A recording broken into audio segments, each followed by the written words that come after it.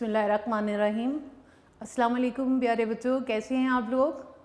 ठीक है जी। Previous lesson में हमने ऑर्गेनेल्स पढ़ लिए थे बिलाखिर, ठीक है। तो आज हम जो नया टॉपिक पढ़ने जा रहे हैं, यहाँ पे हमारा नेक्स्ट टॉपिक है डिफरेंस बिटवीन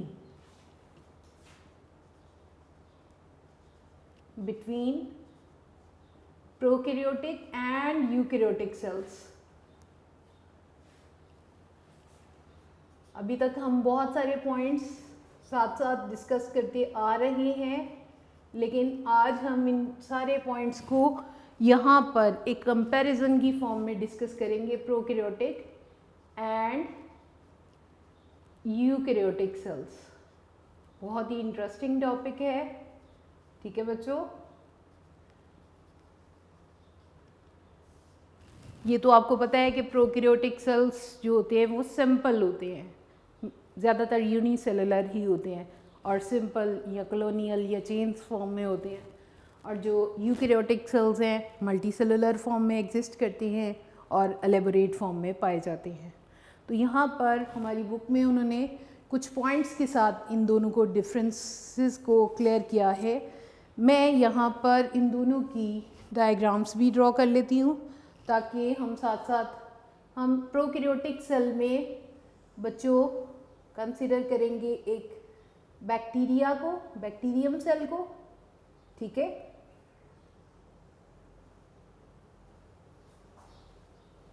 और ये बैक्टीरिया जो है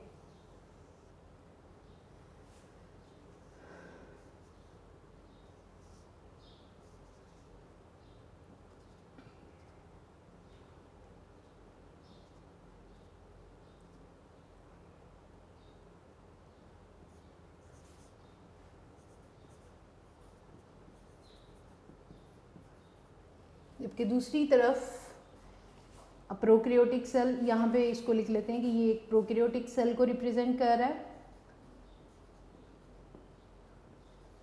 जबकि यूकैरियोटिक सेल में हम यहाँ पे ड्रॉ कर लेते हैं प्लांट सेल को। अगेन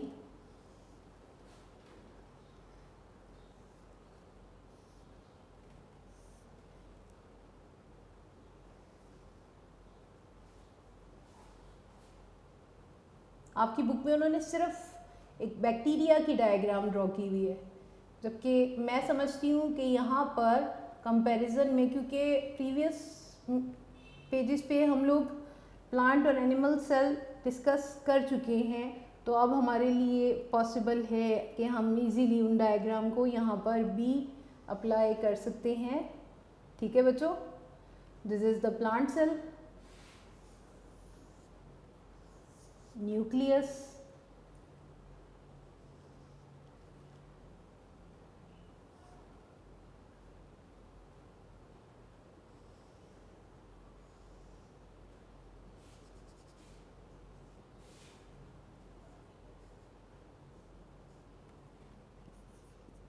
अ प्लांट सेल,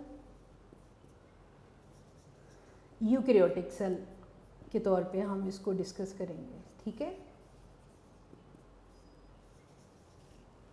तो हम इन दोनों सेल्स में जो डिफरेंस यहाँ पे डिस्कस करेंगे, पहला पॉइंट हम न्यूक्लियस का स्टडी करते हैं कि न्यूक्लियस का क्या डिफरेंस है, न्यूक्लियस दोनों सेल्स में कहाँ पर किस तरह का होता है।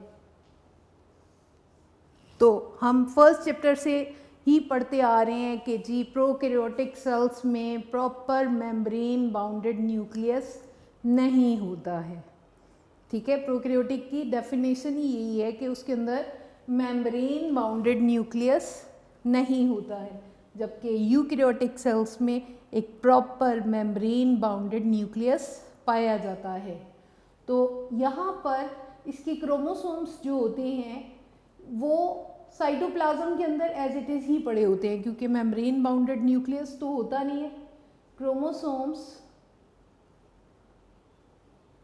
जो कि डीएनए से सिर्फ मिलकर बने हैं और वो साइटोप्लाज्म में जिस जगह पे पाए जाते हैं उस रीजन को नाम देते हैं न्यूक्लियोइड का, उस एरिया को जहाँ पर क्रोमोसोम्स पाए जाते हैं उसको नाम दे देते हैं न्यूक्लियोइड का।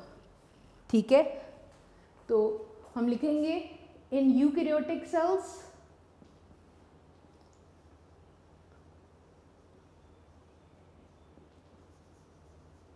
proper membrane bounded nucleus is present. Membrane bounded nucleus is present.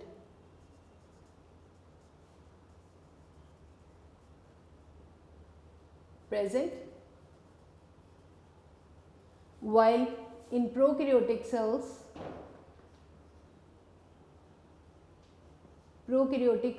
में ये एब्सेंट है, it is absent. Chromosomes made up of DNA, prokaryotic cells में क्रोमोसोम्स जो हैं वो डीएनए से मिलकर बने हैं और साइटोप्लाज्म में जिस जगह पर वो पाई जाती हैं that region is named as, that place is named as nucleoid. While in prokaryotic cell it is absent. Chromosomes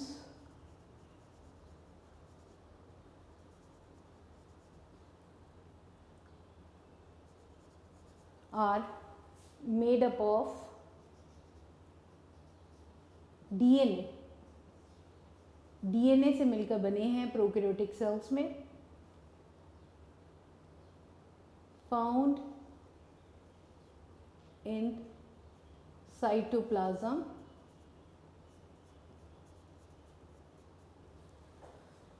Chromosomes are made up of DNA and found in cytoplasm.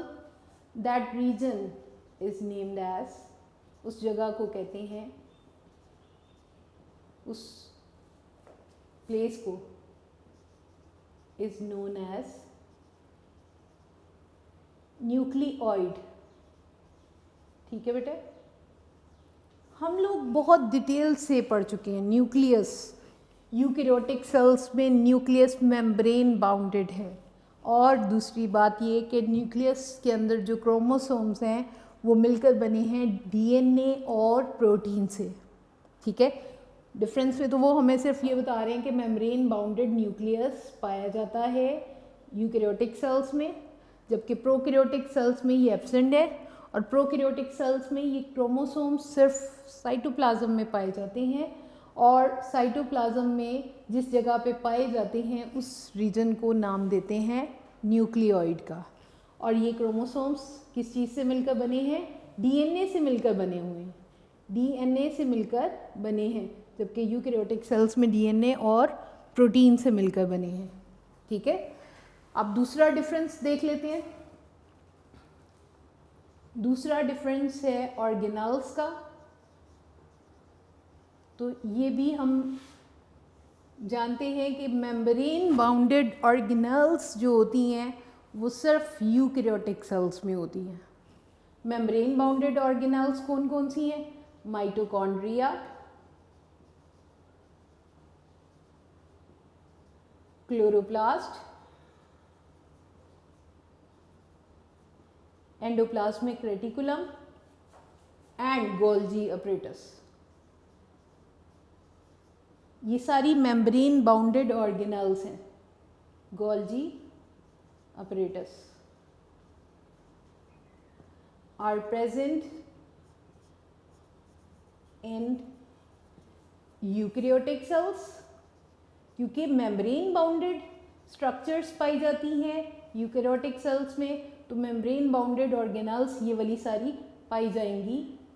Chloroplast, endoplasmic reticulum, Golgi apparatus found in eukaryotic cells and absent in prokaryotic sales. ये सारी की सारी absent होती हैं prokaryotic cells में. ये दूसरा बड़ा डिफरेंस है बच्चों. ठीक है,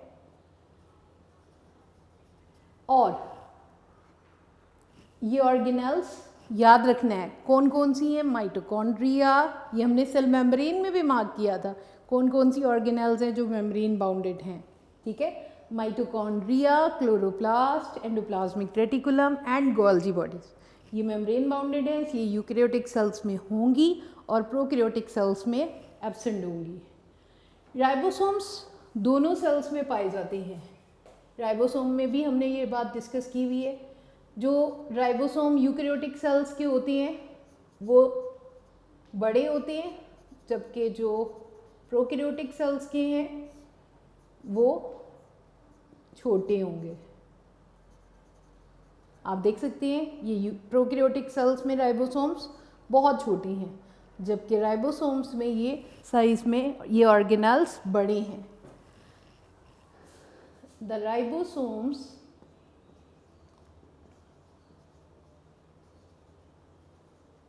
of eukaryotic cells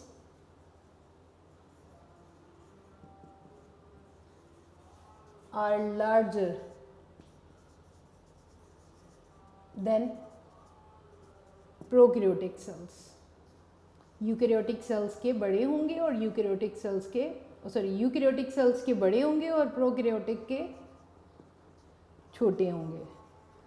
तीसरा बड़ा डिफरेंस है साइज का। दोनों का साइज में क्या डिफरेंस है, तो आप देख सकते हैं आपको प्रोकैरियोटिक सेल छोटा नज़र आ रहा है और यूकैरियोटिक सेल बड़ा नज़र आ रहा है। कितना बड़ा होता है? Approximately eukaryotic cells are 10 times larger than prokaryotic cells. और ये बी पॉइंट MCQs में भी पूछा जा सकता है। The eukaryotic sales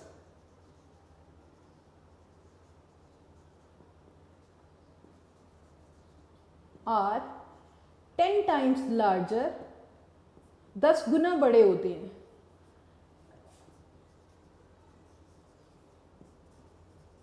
then prokaryotic cells. आप डायग्रामेटिकली भी देख सकते हैं दोनों का डिफरेंस है। ठीक है बच्चों, ये तीसरा डिफरेंस था कि यूकैरियोटिक सेल्स कितने गुना बड़े होते हैं? 10 times larger than prokaryotic sales.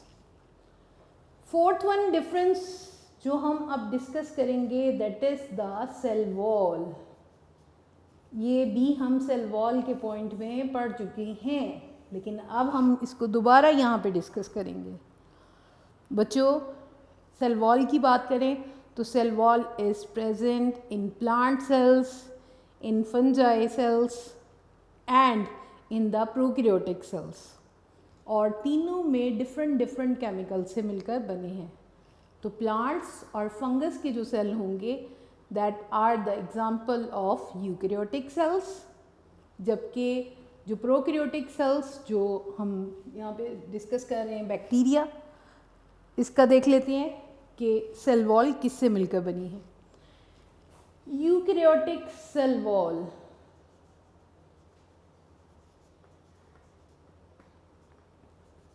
eukaryotic cell wall is composed of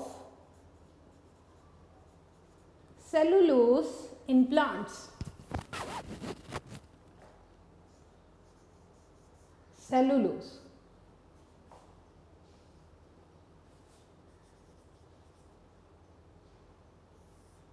in plants। plant भी eukaryotic cells है and chitin in fungi।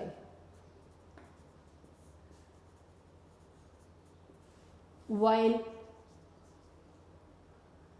chitin in fungi, cellulose in plants, while prokaryotic cells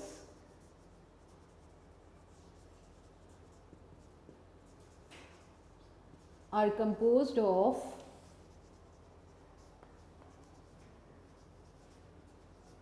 peptidoglycan. Yes, have you remember cell wall में हमने ये बात पढ़ी थी, peptidoglycan. Peptidoglycan is a complex compound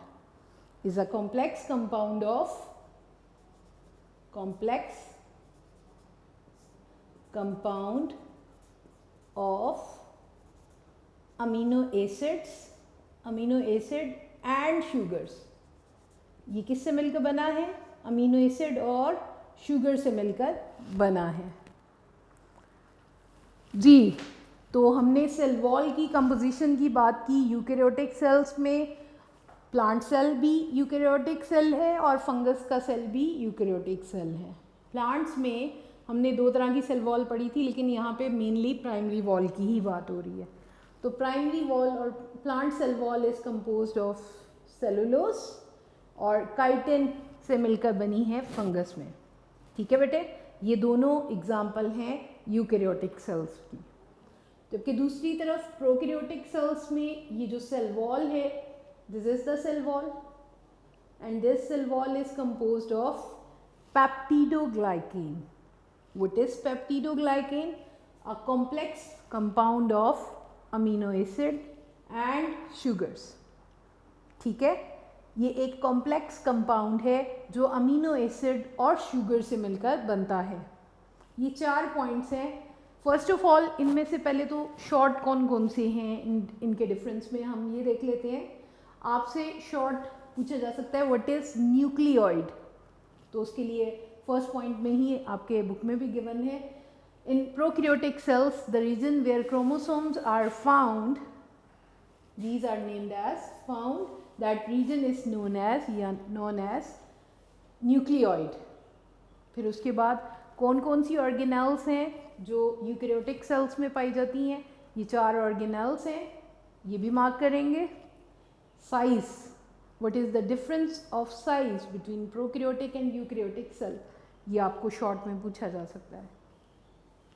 और एक शॉर्ट ये भी आता है व्हाट इज पेप्टिडोग्लाइकेन।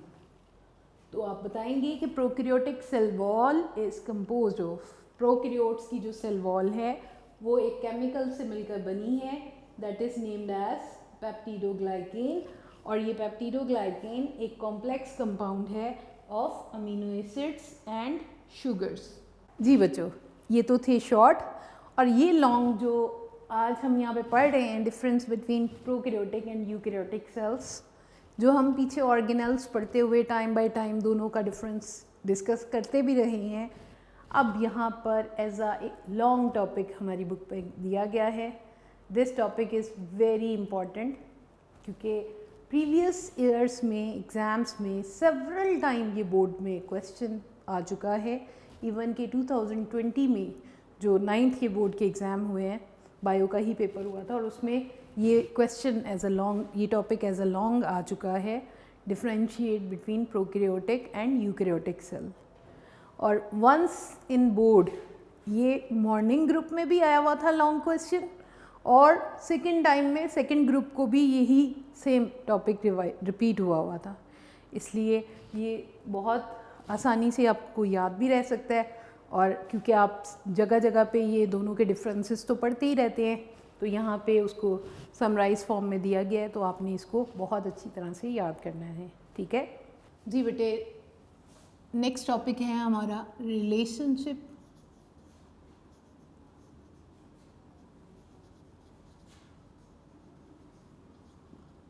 बिटवीन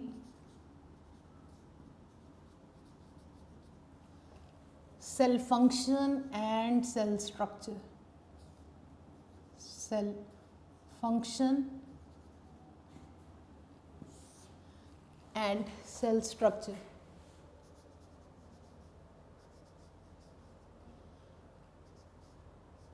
हम यहाँ पर चंद एक सेल्स को डिस्कस करेंगे कि उनकी स्ट्रक्चर कैसी है और वो कैसे डिफरेंट फंक्शंस परफॉर्म कर रहे हैं। बच्चों, human body is composed of 200 different types of cells. Human body में कितनी टाइप के सेल्स पाए जाते हैं?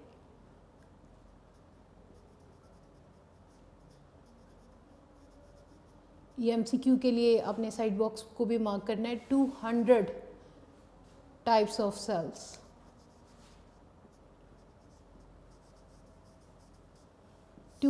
टाइप्स ऑफ सेल्स हैं। जी बच्चों, नेक्स्ट टॉपिक हमारा जो हमने अभी स्टार्ट किया है, relationship between cell function and cell structure. Cell, हर सेल दूसरे सेल से डिफरेंट होता है and that is according to its different function. हर सेल का अपना एक ख़ास काम होता है और उसी के अकॉर्डिंग उनकी स्ट्रक्चर होती है। Cell is the basic unit of life. और सेल जो है ह्यूमन बॉडी में, इवन के ह्यूमन बॉडी में there are 200 different types of cells, जो कि यही cells 200 different types of cells हैं जो टिश्यूज़ बनाती हैं और टिश्यूज़ ऑर्गन बनाते हैं, ऑर्गन सिस्टम। और जब सारे के सारे सिस्टम काम करते हैं तो लाइफ ऑफ एन इंडिविजुअल बनती है, यानी एक ऑर्गेनिज़म अपनी लाइफ को उस तरह से गुजारता है उन सारे सिस्टम्स के मिल के काम करने की वजह से। हर सेल डिफरेंट शेप रखता है और हर सेल डिफरेंट फंक्शंस परफॉर्म करता है। सेल की स्ट्रक्चर जो है वो एक ख़ास स्ट्रक्चर इसलिए रखता है कि उसने एक ख़ास काम करना होता है। तो यहाँ पर हम देखते हैं कि कैसे सेल डिफरेंट स्ट्रक्चर्स रखता है according to its function. Cell, different cells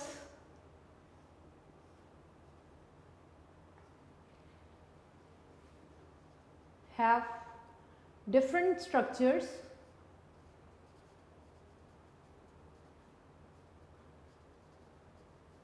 due to its function, due to its functions।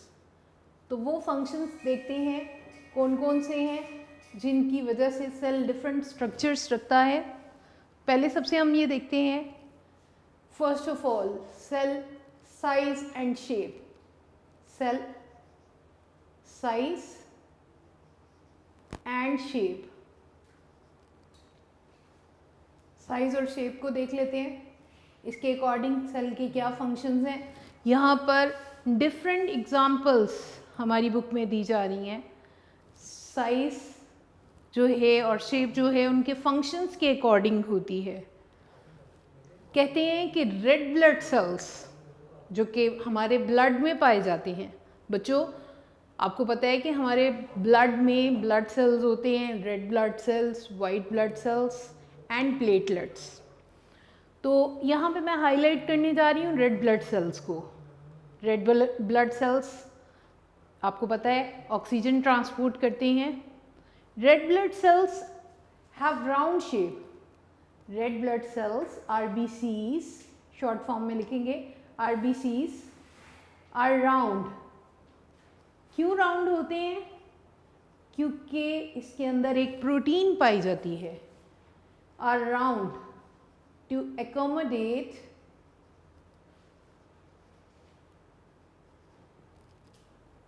globular hemoglobin।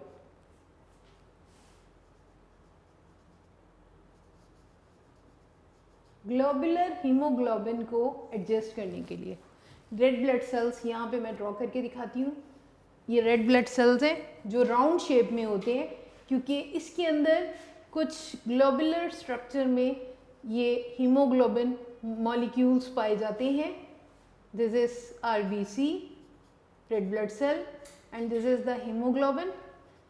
इसकी राउंड स्ट्रक्चर इसलिए है, ये गोल इसलिए है ताकि इसके अंदर ग्लोबुलर प्रोटीन के मॉलिक्यूल्स मैक्सिमम हों, क्योंकि हीमोग्लोबिन एक ऐसी प्रोटीन है जो ऑक्सीजन को बाइंड कर लेती है, जोड़ लेती है।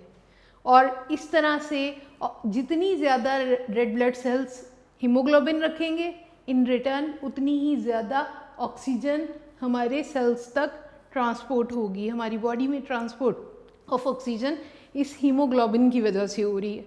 और इस हीमोग्लोबिन को रखने के लिए हमारे रेड ब्लड सेल्स क्या हैं, राउंड हैं। ठीक है, उसके बाद first example red blood sales की थी। दूसरी हम दे रहे हैं कि हमारे जो नर्व सेल्स हैं, नर्व सेल्स आर इलोंगेटेड। ये लंबे होते हैं। क्यों लंबे होते हैं? ताकि ये कंडक्ट करें नर्व इम्पल्सेस को। Are elongated to conduct nerve impulses. बच्चों हमारी बॉडी में हमारा ब्रेन, हमारा स्पाइनल कॉर्ड बॉडी पार्ट्स को time by time messages convey करता है बॉडी में एक कोऑर्डिनेशन डेवलप करने के लिए। यहाँ पे मैं आपको एक नर्व सेल की डायग्राम ड्रॉ करके दिखाऊंगी कि ये एलोंगेटेड सेल्स हैं।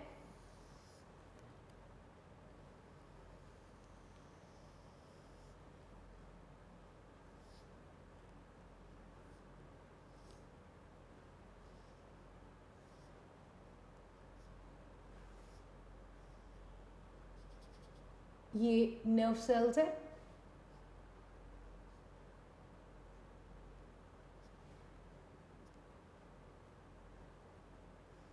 और ये एलोंगेटेड होते हैं। एलोंगेटेड इसलिए ताकि इसके ऊपर ख़ास किस्म के पैगामात ट्रैवल कर सकें। ये उन इम्पल्सेस को, उन पैगामात को कहते हैं बच्चों नर्व इम्पल्सेस। उन मैसेजेस को जो ये कंडक्ट करते हैं that is named as nerve impulses. This is a neuron और a nerve cell, a nerve cell. ठीक है, पहले हमने रेड ब्लड सेल्स की बात की कि ये राउंड है। क्यों राउंड है? ताकि ये ज़्यादा से ज़्यादा ग्लोबुलर हीमोग्लोबिन को अपने अंदर एडजस्ट करें और ज़्यादा से ज़्यादा ऑक्सीजन ट्रांसपोर्ट कर सकें। फिर दूसरी बात हमने की नर्व सेल्स की, तो nerve cells are elongated to conduct nerve impulse.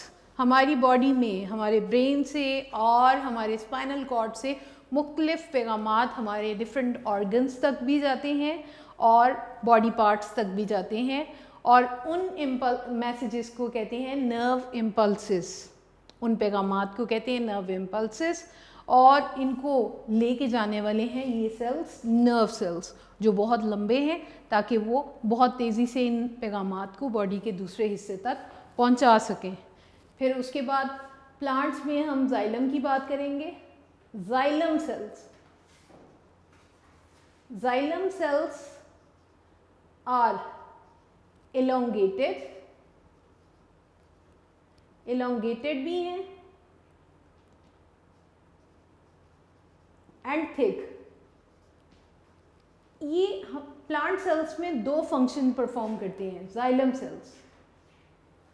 ये एक तरफ तो रूट से पानी को एरियल पार्ट्स तक जाइलम पहुंचाता है। यहाँ पर मैं शॉर्टली डायग्राम इसकी जाइलम सेल की भी ड्रॉ कर देती हूँ। Xylem cells are elongated and are thick cells. Thick cells होते हैं। क्यों थिक सेल्स हैं?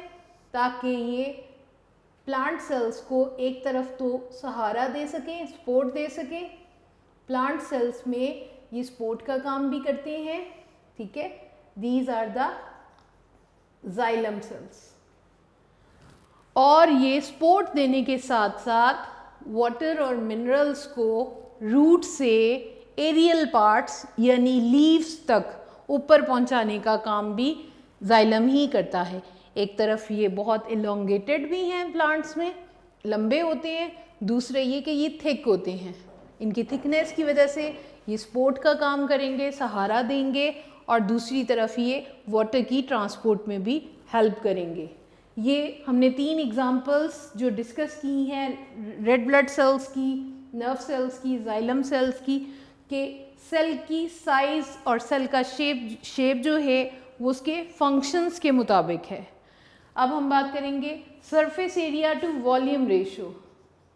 Surface area to volume ratio. तो यहाँ पर surface area to volume ratio में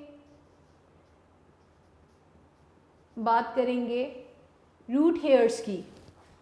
बच्चों, कभी आपने रूट्स देखी हो, किसी प्लांट को रूट समेत उसकी मिट्टी में से निकालें और उसको देखें।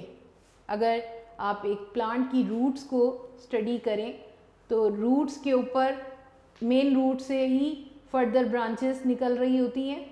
ठीक है, प्राइमरी रूट और फर्दर ब्रांचेस उसकी शाखें निकल रही होती हैं और उन शाखों के ऊपर से फर्दर ब्रांचेस निकल रही होती हैं। नेटवर्क होता है ये रूट्स का। ठीक है, और इसके ऊपर से फर्दर ब्रांचेस निकल रही होती हैं, ठीक है। अब इनके ऊपर कुछ स्मॉल हेयर लाइक स्ट्रक्चर्स होती हैं, बहुत ही बारीक बारीक से हेयर्स होते हैं इन रूट्स के ऊपर। These are the roots, plant roots, और इनके ऊपर आपको बारीक हेयर लाइक स्ट्रक्चर्स नज़र आ रही होती हैं। बच्चों, ये इनके ऊपर बहुत ज़्यादा सरफेस एरिया कवर किए होते हैं इन रूट्स के ऊपर। These are hair like structures which are root hairs. Root hairs have large surface area. Large surface area रखते हैं, क्यों? ये बहुत ज़्यादा surface area पे पाई जाती हैं रूट्स के ऊपर, मिट्टी के अंदर रूट्स होती हैं जब, तो ये रूट हेयर्स हैं जो मिट्टी में से, सॉइल से वाटर और मिनरल्स को एब्जॉर्ब करते हैं और उसको रूट के अंदर एंटर होने में मदद करते हैं। First of all, water will absorb by these root hairs.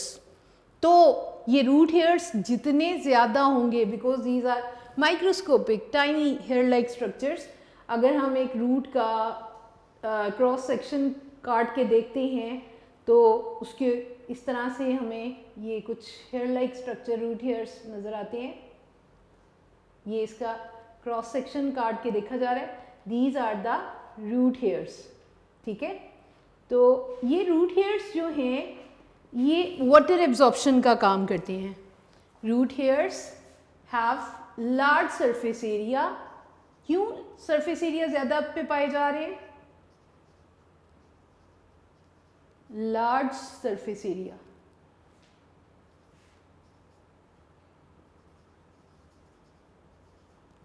to absorb water and minerals। पूरे प्लांट बॉडी के लिए उन्होंने वाटर को एब्जॉर्ब करना है और वो वाटर नीड बहुत ज़्यादा है, तो इसलिए ये वाटर और मिनरल्स को एब्जॉर्ब करने के लिए रूट हेयर्स मैक्सिमम एरिया में पाए जाते हैं।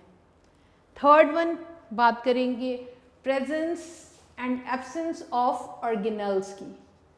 प्रेजेंस और absence of organelles.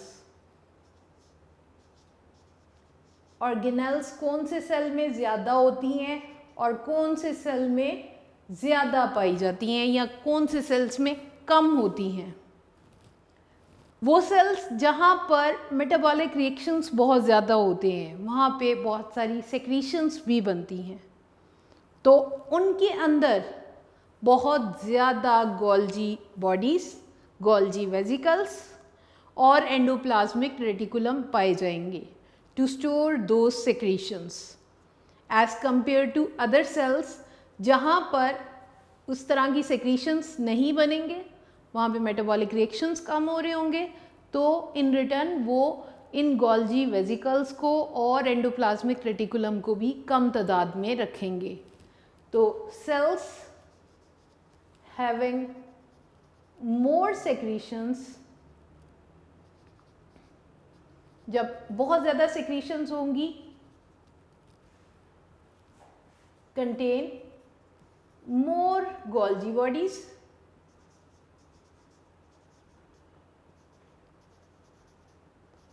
and endoplasmic reticulum।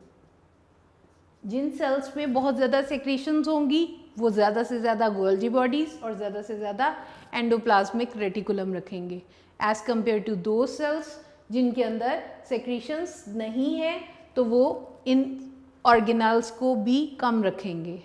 इसी तरह सेल्स जो फोटोसिंथेसिस करेंगे वो कौन से प्लास्टिड्स रखेंगे? Chloroplast. In plant cells, in plants cells performing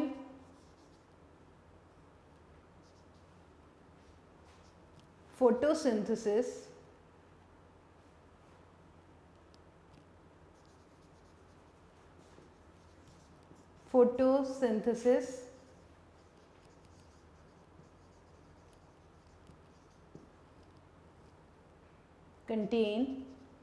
will contain chloroplast।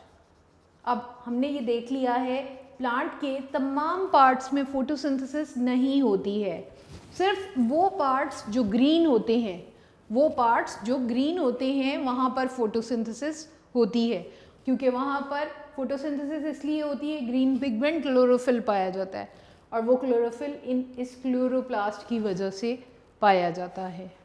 ये हमने यहाँ पे डिस्कस किया है कि सेल की डिफरेंट शेप्स हैं, सेल उसके मुताबिक फंक्शन परफॉर्म कर रहा है, सरफेस एरिया ज़्यादा रखता है इसलिए कि क्योंकि रूट हेयर्स ने ज़्यादा से ज़्यादा वाटर और मिनरल्स को एब्जॉर्ब करना है। देन प्रेजेंस और एब्सेंस ऑफ ऑर्गेनेल्स का तयन भी इस बात से होगा कि उन सेल्स में ऑर्गेनेल्स ज़्यादा होंगी जिसमें वो फंक्शन टिपिकल फंक्शन ज़्यादा परफॉर्म करना होगा। लाइक के अगर प्लांट सेल्स, जिन सेल्स में फोटोसिंथेसिस होनी है वो क्लोरोप्लास्ट रखेंगे, और जिन सेल्स में नहीं होनी है लाइक रूट सेल्स, वहाँ पे फोटोसिंथेसिस नहीं होती है तो वो प्लास्टिड्स क्लोरोप्लास्ट नहीं रखेंगे। इसी तरह जिस तरह जिन सेल्स में सेक्रीशंस बहुत ज़्यादा बनती हैं due to more metabolic reactions, तो उनमें ज़्यादा गोल्जी बॉडीज़ और एंडोप्लाज्मिक रेटिकुलम भी पाए जाएंगे। ठीक है, ये तो हमने सेल की स्ट्रक्चर का को डिस्कस किया है कि सेल की स्ट्रक्चर उसके फंक्शन के अकॉर्डिंग होती है।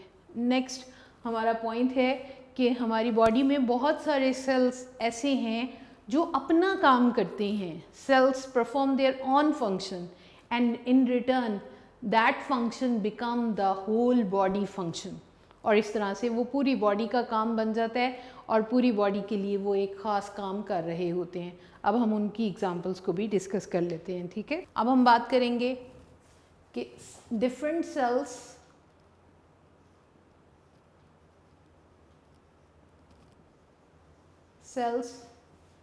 Perform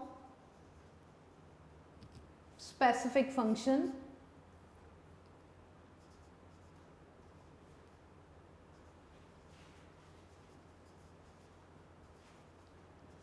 and that function become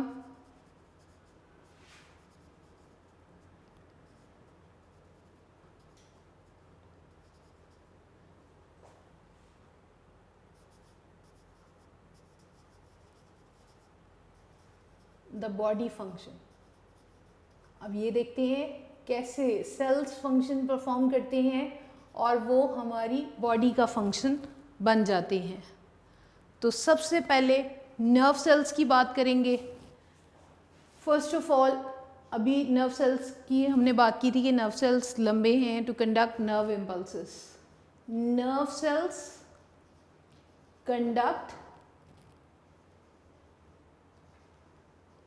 nerve impulses.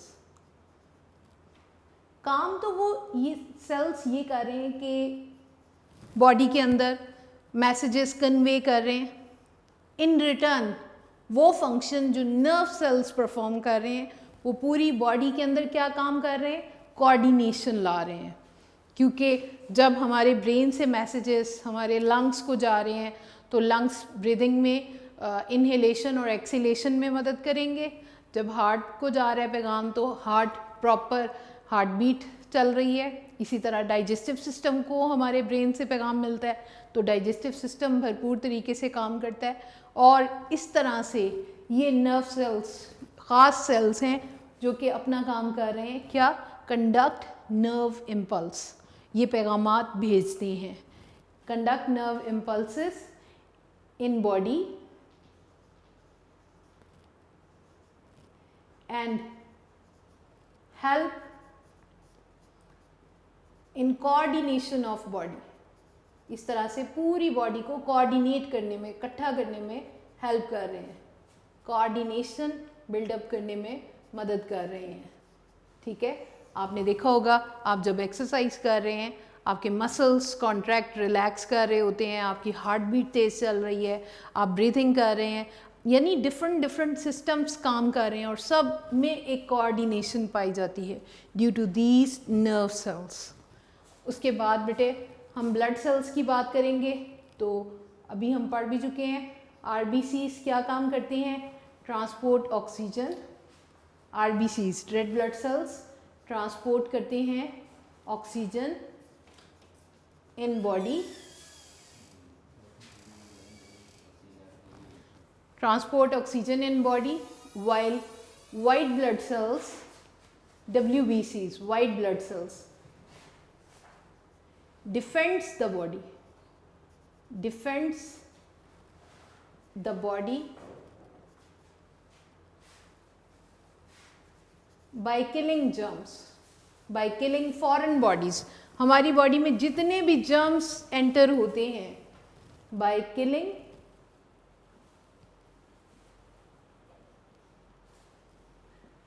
foreign particles.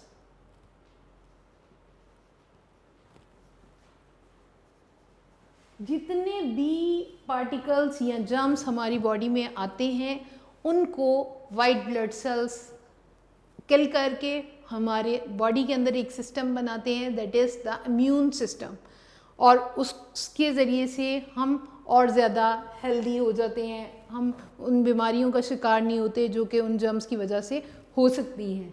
इस तरह से देखें, red blood sales oxygen transport कर रहे हैं, white blood sales foreign particles को किल कर रहे हैं। तो ये दोनों सेल्स क्या काम कर रहे हैं बॉडी में? ट्रांसपोर्ट ऑफ मटेरियल्स में, यानी ऑक्सीजन ट्रांसपोर्ट करके वो क्या कर रहे हैं?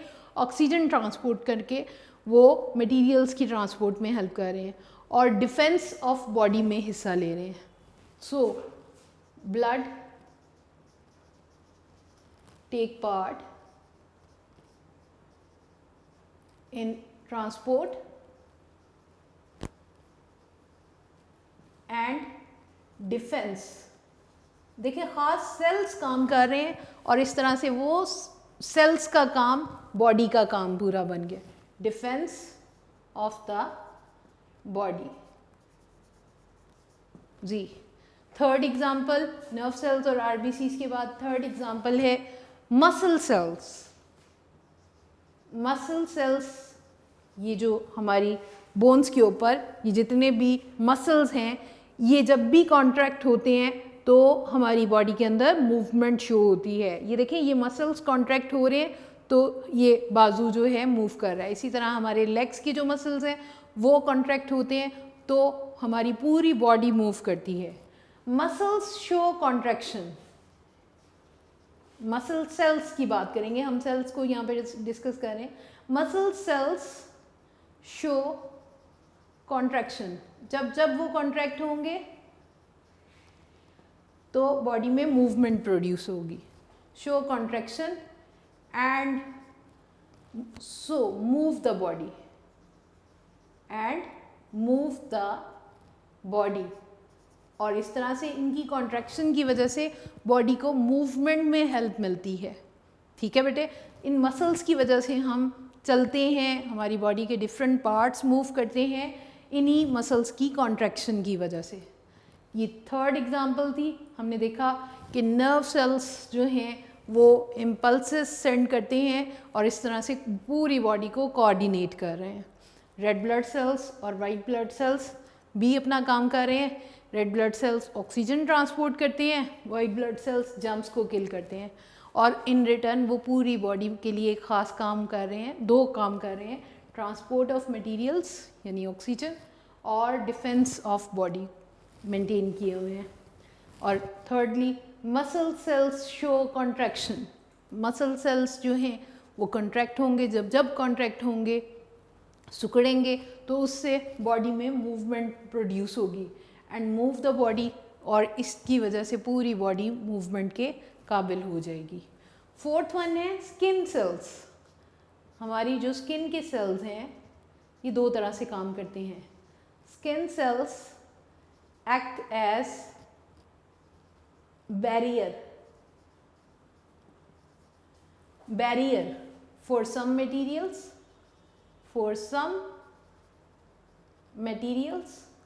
आप देखें कि अगर हम अपनी स्किन के ऊपर पानी डालते हैं तो ये स्किन जो है ये बैरियर का काम करती है। बैरियर मीन रुकावट। ये किसी भी मॉलिक्यूल को, मटेरियल को एक्सटर्नली इनसाइड द स्किन जाने नहीं देंगे।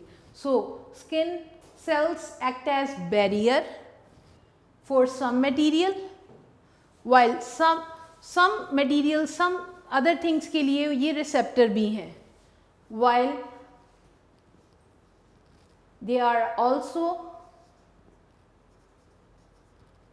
रिसेप्टर्स, रिसेप्टर्स भी हैं ये रिसेप्टर्स, कुछ के लिए तो ये रुकावट कर रहे हैं, ठीक है, कि उनको स्किन से अंदर दाखिल नहीं होने देंगे, ठीक है, और कुछ के लिए ये रिसेप्टर्स हैं, for example for heat, temperature, pain, heat, pain, इन सब के लिए ये क्या है, रिसेप्टर हैं।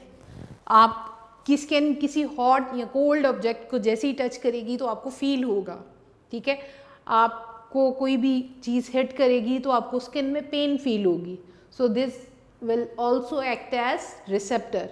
कुछ चीज़ों के लिए ये बैरियर है, बैरियर कहते हैं रुकावट, यानी उन मॉलिक्यूल्स को, उन मटेरियल को स्किन अपने अंदर से पास होने नहीं देगी, और कुछ के लिए ये रिसेप्टर भी है, कुछ को ये रिसीव कर लेती है, लाइक पेन, हीट, टेम्परेचर, इन सब के लिए ये इनको फील कर सकती है। ये थी ह्यूमन बॉडी के अंदर सेल्स की एग्जांपल, और हम ये देख रहे हैं कि ये सेल्स काम कर रहे हैं और वो हमारी पूरी बॉडी का फंक्शन बन जाते हैं। फोर्थ वन है बोन सेल्स। आपको पता है बच्चों, ये बोन्स क्यों इतनी हार्ड होती हैं? क्योंकि हमारी बोन्स के बाहर कुछ एक्स्ट्रा सेलुलर मैट्रिक्स होता है जिसके अंदर कुछ ख़ास कैल्शियम और फॉस्फेट के सॉल्ट्स होते हैं, और इन सॉल्ट्स की वजह से ये बोन्स बहुत ज़्यादा हार्ड होती हैं। Bone cells have calcium salts, calcium salts होते हैं कहाँ पर? In extra cellular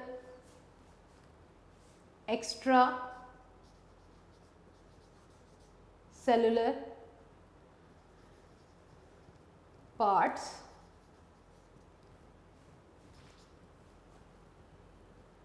which provide strength। आपको पता है ये बोन्स मिल जाती हैं तो स्केलेटन बनाती हैं, और ये स्केलेटन पूरा ढांचा, इंसानी ढांचा जो 206 बोन से मिलकर बना है, ये सारी हड्डियां मिलकर हमारी पूरी बॉडी के लिए क्या काम कर रही हैं? सपोर्ट देती हैं, हमारी पूरी बॉडी को प्रोटेक्ट करती हैं, स्ट्रेंथ देती हैं, शेप प्रोवाइड किए हुए हैं, स्ट्रेंथ और सपोर्ट का काम कर रहे हैं ये बोन सेल्स। बोन सेल्स जो कि कैल्शियम सॉल्ट्स बहुत ज़्यादा स्टोर करते हैं अपने एक्स्ट्रा सेलुलर पार्ट्स में, तो उस कैल्शियम की वजह से ये स्ट्रॉन्ग हो जाते हैं, हार्ड हो जाती हैं, और फिर इन रिटर्न वो पूरी बॉडी के लिए which provide strength and support to the whole body, to body. इस तरह से ये था कि हमने इसमें देखा कि मुख्तलिफ सेल्स बॉडी के लिए कैसे काम कर रहे हैं। इसके लास्ट में हमारे इसी के एंड पे उन्होंने एक पॉइंट डिस्कस किया है, सेल। बच्चों ये टॉपिक ही का हिस्सा है। Cell works as an open system, an open system. इसका क्या मतलब है कि सेल एक ओपन सिस्टम की तरह काम करता है। Cell works as an open system. Cell को बहुत सारे मटेरियल्स की ज़रूरत होती है, वो अपनी एनवायरनमेंट से लेता है बाय सर्टेन प्रोसेस, हो सकता है कि डिफ्यूजन के ज़रिए से और अदर प्रोसेसेस के ज़रिए से मटेरियल्स को इनटेक कर लेता है, और फिर उन मटेरियल्स को यूज़ करता है इन डिफरेंट बायोकेमिकल रिएक्शंस या मेटाबॉलिक रिएक्शंस। मेटाबॉलिक रिएक्शंस में उन मटेरियल्स को यूज़ कर लेता है, ठीक है बेटे। और फिर मेटाबॉलिक रिएक्शंस में उन मटेरियल्स से प्रोडक्ट्स बना लेता है, प्रोडक्ट्स बनाता है, और कुछ फालतू प्रोडक्ट्स भी बन जाते हैं जिनको हम नाम देंगे बाई प्रोडक्ट्स का। बाई प्रोडक्ट्स का, बाई प्रोडक्ट्स क्या काम करेंगे? यहाँ पे सेल के लिए बिल्कुल ज़रूरत नहीं है इनकी, तो सेल उनको बॉडी से, अपनी बॉडी से रिमूव करने की कोशिश करेगा। यानी मेटाबॉलिक रिएक्शंस के लिए जिन मटेरियल्स की ज़रूरत थी वो एनवायरनमेंट से ले लिए, मेटाबॉलिक रिएक्शन किया, प्रोडक्ट्स बनाए और बाई प्रोडक्ट्स बनाए। प्रोडक्ट्स को तो वो खुद यूज़ करेगा इन डिफरेंट लाइफ प्रोसेस, वो सेल यूज़ करेगा, और जो बाई प्रोडक्ट्स होंगे उनको सेल से एक्सक्रीट आउट भी कर सकता है या थोड़े से टाइम के लिए स्टोर भी कर सकता है। तो इस तरह से सेल जो है एक ओपन सिस्टम की तरह काम करता है।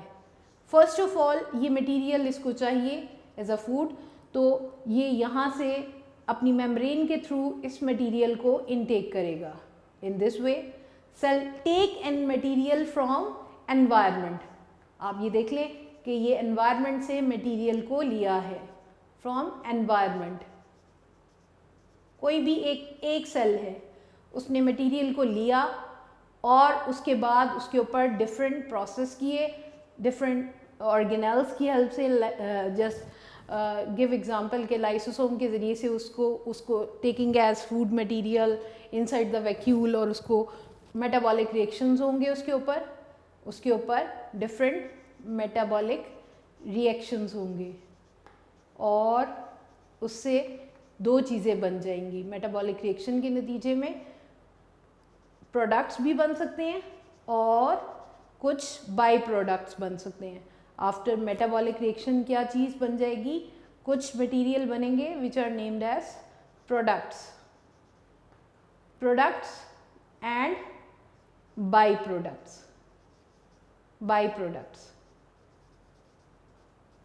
अब प्रोडक्ट्स को ये सेल खुद भी यूज़ कर सकता है और दूसरे सेल को भी यूज़ करने के लिए दे सकता है, उन तक भी ट्रांसपोर्ट कर सकता है थ्रू इट्स मेम्ब्रेन। और जो बाई प्रोडक्ट्स हैं उनको थोड़े टाइम के लिए सेल के अंदर रख भी सकता है और हो सकता है कि थ्रू इट्स मेम्ब्रेन ये इस मटेरियल को सेल से रिलीज भी कर देगा, रिलीज फ्रॉम द सेल। ठीक है, इस तरह से ये जो है cell work as an open system. आपने देखा कि मटेरियल्स एनवायरनमेंट से लेंगे, एक सेल अपनी एनवायरनमेंट से जो भी मटेरियल चाहिए होगा उसको लेगा, उसके बाद उसके ऊपर डिफरेंट मेटाबॉलिक रिएक्शंस करके उस मटेरियल से प्रोडक्ट्स और बाई प्रोडक्ट्स बना देगा। प्रोडक्ट्स यूज़फुल मटेरियल हैं और बाई प्रोडक्ट्स अननेसेसरी मटेरियल हैं। लेट्स से कि बाई प्रोडक्ट्स एडिशनल प्रोडक्ट हैं जिसकी सेल को ज़रूरत नहीं है।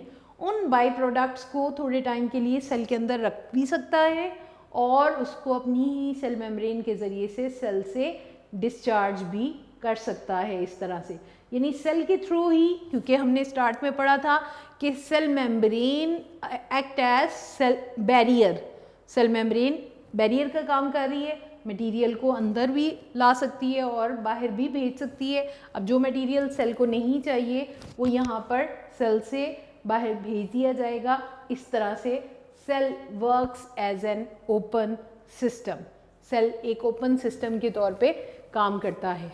तो बच्चों ये था हमारा topic, relationship between cell function and cell structure. यहाँ पर हमने डिफरेंट एग्जाम्पल्स को डिस्कस किया। ये बात आपने MCQ के लिए भी मार्क करनी है कि ह्यूमन बॉडी में कितनी टाइप के सेल्स पाए जाते हैं। 200 different types of cells are there. ठीक है, उसके बाद हमने डिफरेंट हेडिंग्स के साथ देखा कि किस तरह सेल के डिफरेंट फंक्शंस जो हैं उनकी स्ट्रक्चर के अकॉर्डिंग होते हैं। कुछ सेल राउंड है, इसलिए राउंड है क्योंकि उनका काम ही ऐसा है कि ताकि वो ज़्यादा से ज़्यादा हीमोग्लोबिन को रख सकें, रेड ब्लड सेल्स। अगर कुछ सेल्स एलोंगेटेड हैं, लाइक रेड ब्लड सेल्स अगर एलोंगेटेड हैं तो इसलिए रेड ब्लड सेल्स नहीं, नर्व सेल्स आर एलोंगेटेड क्योंकि वो पूरी बॉडी में मैसेज, नर्व इम्पल्सेस ट्रांसपोर्ट करते हैं। फिर एंड पे हमने ये देखा कि वो सेल्स ख़ास काम करते हैं और बदले में वो हमारी पूरी बॉडी का फंक्शन बन जाते हैं। वो हमने 5 एग्जांपल्स डिस्कस की हैं।